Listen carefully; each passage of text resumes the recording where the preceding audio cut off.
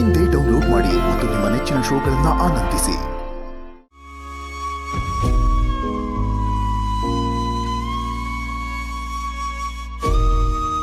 Surendra sir ಹತ್ರ Nandini madam ಬಗ್ಗೆ ಮಾತಾಡಬೇಕು. ಇವ್ರ ಸಹಾಯ ಕೇಳಬೇಕು. ಸರ್ ನಾನು ನಿಮ್ಮ ಹತ್ರ ಒಂದು ಸ್ವಲ್ಪ ಮಾತಾಡಬೇಕಾಗಿತ್ತು. ಹೇಳು ಸುಬ್ಬು.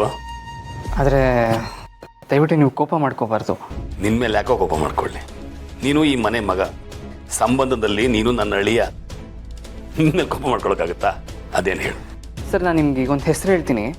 ಆ ಹೆಸರು ಹೇಳ್ತಿದ್ದಂಗೆ ನಿಮ್ಮ ಮನಸ್ಸಲ್ಲಿ ಏನು ಬರುತ್ತೋ ಅದನ್ನು ನನಗೆ ಹೇಳಬೇಕು. ಅಲ್ಲ ಕಣೋ, ನಿನ್ನ ಮಾತೆ ಒಂಥರ ವಿಚಿತ್ರವಾಗಿದೆಯಲ್ಲ. ಸರಿ, ಅದೇನು ಹೆಸರು ಹೇಳು. ನಂದಿನಿ.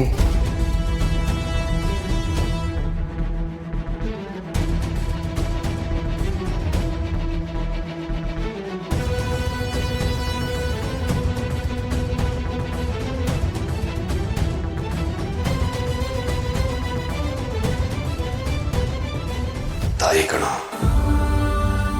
ಅತ್ತಿಗೆ ತಾಯಿ ಸಮಾನ ಅಂತಾರೆ. ಅದೇ ಥರ ನನಗೆ ತಾಯಿ ಪ್ರೀತಿ ಕೊಟ್ಟವ್ರು ನಮ್ಮ ಅತ್ತಿಗೆ. ಆ ಹೆಸರು ನನ್ನ ಉಸಿರಲ್ಲೇ ಬೆರೆತು ಹೋಗಿದೆ. ಆದರೆ ಏನು ಮಾಡೋದು, ನಮ್ಮ ಅಣ್ಣನಿಗೆ ಆ ಹೆಸರು ಕೇಳಿದ್ರೇನೆ ಆಗಲ್ಲ. ನಂದಿನಿ ಅಂದರೆ ಶ್ರಾವಣಿ ತಾಯಿ, ಅಂದರೆ ನಿನಗೆ ಅತ್ತೆ ಕಣೋ. ಸರ್ ಅವರೀಗ ಅದೇ ನನಗೆ ಗೊತ್ತಿಲ್ಲ ಸುಬ್ಬು.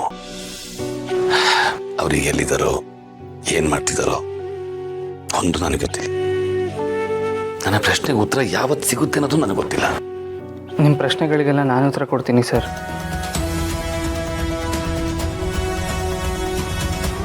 ಹೌದು ಸರ್, ನಂದಿನಿ ಅಮ್ಮವರು ನನಗೆ ಸಿಕ್ಕಿದ್ರು. ಅವ್ರ ಬಗ್ಗೆ ಎಲ್ಲ ವಿಷಯನೂ ನನಗೆ ಗೊತ್ತು. ನೀವು ನನ್ನ ಜೊತೆ ಕೈ ಜೋಡಿಸಿದ್ರೆ ನಾನು ಅವ್ರನ್ನ ಮತ್ತೆ ಈ ಮನೆಗೆ ಕರ್ಕೊಂಡು ಬರ್ತೀನಿ. ಮತ್ತೆ ಯಜಮಾನರು ಮತ್ತೆ ನಂದಿನಿ ಅಮ್ಮವರು ಒಂದಾಗೋ ಹಾಗೆ ನಾನು ಮಾಡ್ತೀನಿ. ಈಗ ಅದಕ್ಕೆ ಹೇಗೆ ಸುಬ್ಬು? ಎಲ್ಲಿದ್ದಾರೆ? ಅವರು ಚೆನ್ನಾಗೇ ಇದ್ದಾರೆ ಸರ್. ಆದರೆ ಅವ್ರು ಎಲ್ಲಿದ್ದಾರೆ ಅಂತ ಹೇಳೋ ಅಂಥ ಪರಿಸ್ಥಿತಿಲಿ ನಾನಿಲ್ಲ. ಆದರೆ ನಿಮ್ಮ ಸಹಾಯ ಸಹಕಾರ ಇದ್ದರೆ ನಾನು ಅವ್ರನ್ನ ಮತ್ತೆ ಇಲ್ಲಿ ಕರ್ಕೊಂಡು ಬರ್ತೀನಿ. ನೀವು ನನ್ನ ಜೊತೆ ಕೈ ಜೋಡಿಸ್ತೀರಲ್ವಾ?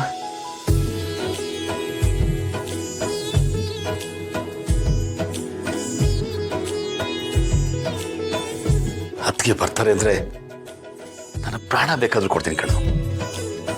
ಯೋಚನೆ ಮಾಡಬೇಡ, ನಿನ್ನ ನನಗೆ ನಂಬಿಕೆ ಇದೆ. ನೀನು ಯಾವುದೇ ನಿರ್ಧಾರ ತಗೊಂಡ್ರು ನಿನ್ನ ಜೊತೆ ನಾನಿರ್ತೀನಿ.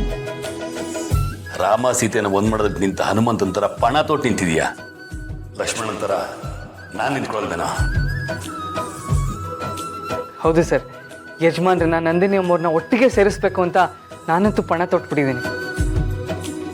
ಅವರಿಬ್ಬರನ್ನು ಒಂದು ಮಾಡೇ ಮಾಡ್ತೀನಿ.